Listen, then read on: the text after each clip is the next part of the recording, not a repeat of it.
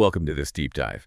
Today, we're really plunging into some fascinating stuff. Yeah. We've got sources trying to connect, well, some big ideas. Jungian psychology and astrology. Yeah, it's quite a mix. There's this study comparing the two, and then we've got bits from an older astrological publication. It goes everywhere. Chart readings, history, philosophy, you name it. Exactly. So our mission today is to sort of navigate all this. We want to pull out the key connections the authors saw.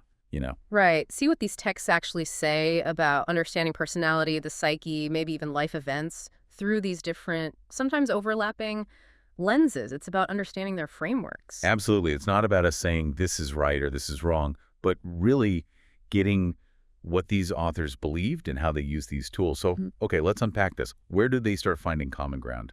Well, a really central point in the sources is the shared aim. They suggest both the Jungian analyst and the astrologer, as they're presented here, are basically using their tools to get at the structure or nature of the psychic energy inside a person. Psychic energy. That's a really interesting way to put it.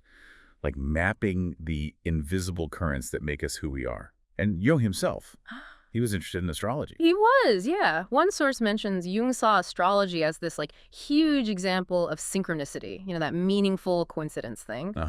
Meaningful connections between inner stuff and outer events. Exactly. And his idea of the quality of the moment, like each point in time having its own unique character. The sources say that's pretty similar to the astrological idea that where the planets are tells you something fundamental about that moment, especially, for a birth chart. Fascinating, that synchronicity link between the personal and the cosmos. Yeah. Okay, so sticking with this idea of the psyche structure, Jung's framework, Right. His typology comes first, right? Yes, his typology. The texts explain it was inspired by ancient Greek ideas about temperaments.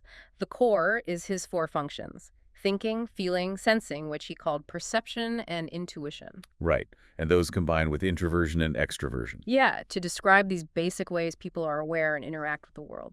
And this connects to things like Myers-Briggs. The source mentions that. It does, yeah. Myers-Briggs added judging and perceiving, which kind of clarify the functions. So sensing and intuition are about perceiving how you gather info. Yeah. And thinking and feeling are judging how you make decisions with that info. The sources point out that Jung felt you'd have one dominant function, and you couldn't really be dominant in opposites, like thinking and feeling at the same time. Interesting. So beyond just types, Jung also talked about individuation. Yeah. What do the sources say about that? Individuation, yeah. It's described as this psychological journey, really, transforming into a mature, realized person. A process. A process, exactly. Sometimes tough. It involves stages, like becoming aware of your shadow, the bits you don't like or admit to, and dealing with relationships, the whole animanimous thing. The end goal is basically self-realization. And Jung, according to these texts, believed that core quality comes from within. Environment shapes it, sure, but doesn't create it. Okay, that gives us a good picture of Jung's system, at least as these sources present it. Now let's switch gears to the astrological framework, starting with the tropical zodiac. The tropical zodiac, yeah. The sources explain it's 12 equal 30-degree slices along the ecliptic, that's the sun's path, named after constellations, historically tied to lunar months for calendars. And the sources really emphasize these signs are not the same as the actual constellations up there.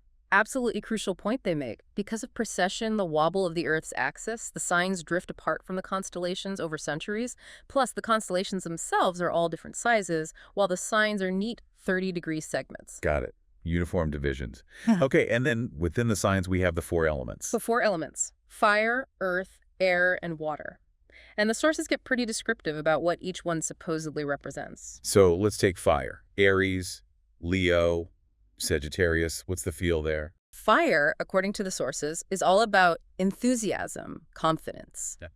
Can be impulsive, big on creative expression. It's seen as active, dominant, transformative, but also unstable. It rises, doesn't settle. So dramatic, intense. Yeah, they say fire people dislike stagnation, might push for change, linked to dynamic emotions, and also, interestingly, to intuition, but like a non-rational knowing, a certainty. Okay.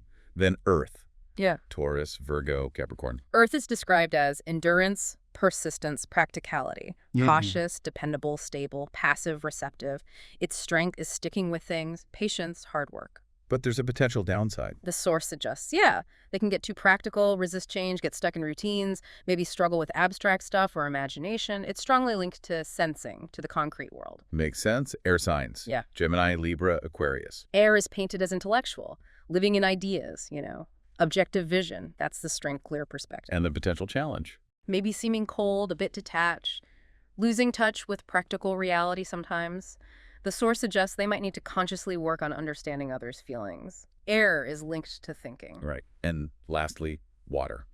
Cancer, Scorpio, Pisces. Water's feelings, deep emotions, lots of emotional depth, vulnerability, but maybe emotional uncertainty too. It's a subjective take on life.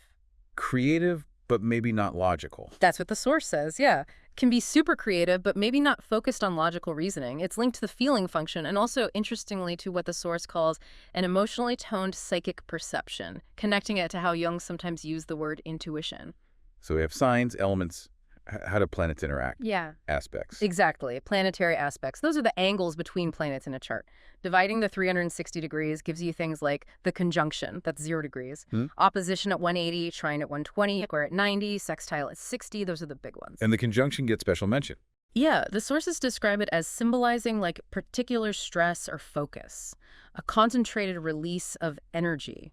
It really highlights the nature of whatever planets are involved. You mentioned a quintile series earlier, too. Less common. Yeah, the quintiles. 72 degrees, 36, 18. The source notes these aren't used as much generally, but says they're really significant for understanding the individual factor. Individual factor, meaning? Things like genius, creative freedom with materials, Yeah. the actual technique or talent in performance. That felt like a real nugget in there, the specific angles tied to individual creative ability, according to this text. This is where it gets really interesting, comparing the systems. The elements seem to map onto Jung's functions to some extent. They do. The sources definitely point that out as a major similarity, yeah, a common ground. But they also highlight key differences in how the systems actually work. Right. For example, how things pair up. In Jung's system, as described here, your main type has this rational, introvert, and rational thing, introversion, extroversion.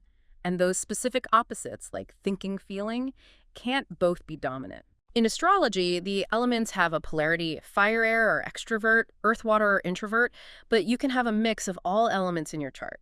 They combine freely.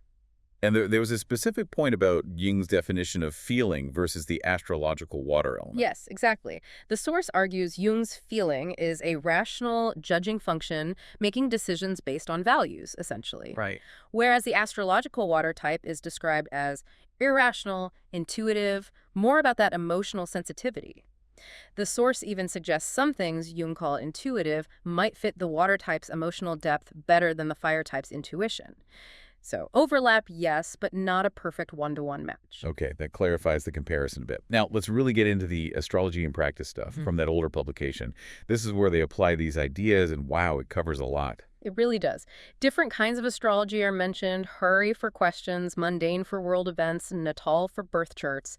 And it notes interpretations change depending on the context, even if the basic meanings of planets and signs stay the same. And some pretty unexpected applications show up, like astrology and teeth. That was a surprise. Wasn't it that X-raying temperament piece, linking dental stuff to signs based on their traits? Like, Taurus's endurance might make them ignore problems.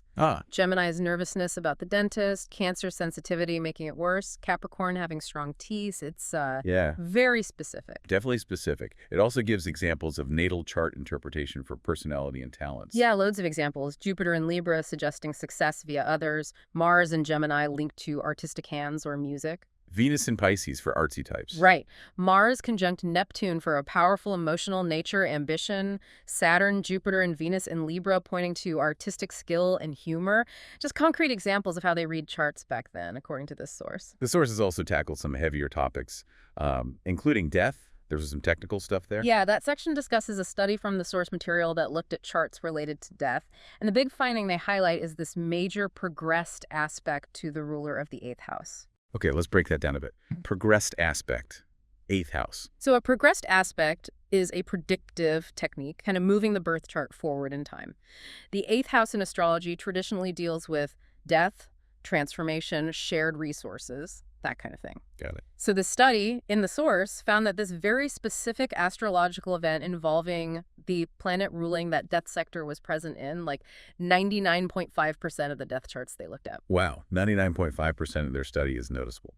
But the source also warns against trying to predict death. Absolutely crucial point, yes. The text explicitly says predicting death using things like transits or eclipses is not good astrological practice. They suggest timing is more related to psychological factors, maybe glandular stuff, which they think these big progressed aspects reflect. And they worry about the negative impact of making such predictions. This specific finding is presented as different from general forecasting. They even use Huey Long's chart as an example. They do. The source analyzes his chart, pointing to things like Mars-Sun and Mars-Neptune aspects, the ruler of his 8th house being in his 10th, interpreting it all as pointing towards his death happening, at the peak of his public life or career. Again, this is purely presented as the source's interpretation. Okay. Moving beyond specific events, the sources talk about broader life themes, like the stranger within. What's that about? Yeah, that concept gets linked to the moon, psychic energy, and especially the sign Cancer. And it brings up this really key idea of transmutation. Transmutation. Described as a necessary change, a sort of conversion or regeneration needed for spiritual growth. Requires conscious effort, apparently, and might lead towards service. They mention Hayden and Rossetti as examples of people who maybe underwent this through their work. Interesting. And there's also a section on jealousy. A pragmatic view. Yeah, the source sees jealousy as often coming from fear, something needing, sublimation, redirecting the energy. It actually says love without any possessiveness is nonsense. But it also warns against mocking extreme jealousy, saying it's a powerful thing. And it gets philosophical, too. Self, not self-love. Definitely. It draws on Hindu ideas, biblical references, talks about self and not self. Love is presented as this force bringing selves together, but according to the source, always ultimately serving the purpose of those selves, which might involve surrender or identifying with some larger work or purpose. That old publication also shows us how astrological forecasting looked back then. It does, and quite honestly, too, it mentions temporarily pulling his financial forecast because of accuracy issues. Oh, really? Yeah, but it gives an example prediction for December 1935, like a sharp market drop around the 9th. Just as an example of what they did. And it mentions analyzing the Hauptmann case, suggesting his chart showed a good chance for a Supreme Court review in early 36. And general forecasts for signs, too. Yes, like for Sagittarius in 1936, talking about Jupiter, Saturn, Neptune influences. Okay. Themes like balancing private duty, Saturn in the 4th house, and public ambition, Neptune in the 10th. The need to accept what is, instead of running away, managing Mars energy. And also a little warning about astrologers not overpromising. There was a Gemini forecast example, too, for December 35. That one highlighted potential conflicts, personal versus group needs, maybe. Emotional strain, changing views on work, relationships, suggesting creative insight was key. They even broke down daily aspects, like Mercury conjunct Jupiter on December, showing how they interpreted it for practical action, suggesting caution was needed, even with a good aspect because of other things going on. Gives you a real flavor of it. The sources even wade into the debate about astrology's validity. Yeah, there's a bit of a critique aimed at science, basically saying it's unscientific to dismiss astrology without actually looking at the evidence. The source suggests there's a lack of real knowledge on both sides, people who believe without understanding and people who disbelieve without investigation. And finally, there's some analysis in that older source about nations and world events. Includes some statements that definitely have a political dimension based on their astrological view. You need to be clear here. We're just reporting what the source says. Yes, absolute vital. The source makes specific claims about Japan and the U.S. based on its astrological analysis. For instance, it talks about Japan's perceived destiny or role in Asia. Makes a comparison to the U.S.'s expansion. Okay. It views external interference in Japan's actions in China at the time as, quote, hindering natural law and potentially harmful to whoever interfered. It also asserts, based on its analysis, that Japan could be trusted with Asia's rehabilitation because it saw Japan as aligned with the coming Aquarian age. And these are presented in the source strictly as conclusions drawn from their specific astrological and numerical methods applied to nations. Precisely. That's the content of the source material provided. We're not endorsing it, just relaying what's there. Right. It's part of the overall picture of what this material contains. Wow. Okay, that really was quite the journey through these texts. From Jung's deep psychology and astrological elements to specific examples, philosophy, forecasts, Yeah. all viewed through the particular lens of these sources. It definitely offers a unique way of looking at the human experience, comparing these psychological ideas with astrological symbols, exploring concepts like psychic energy or that transmutation idea as they presented it. It certainly makes you think about the different maps people create for understanding ourselves. Ye- So, for you listening, maybe a final thought to chew on. Given the connections these sources tried to draw between the inner self, external influences, life's path, how just thinking about these different frameworks, or the attempt to link them, shift your perspective on your own psychic energy, or maybe the unique quality of the moment in your own life. Definitely something to ponder.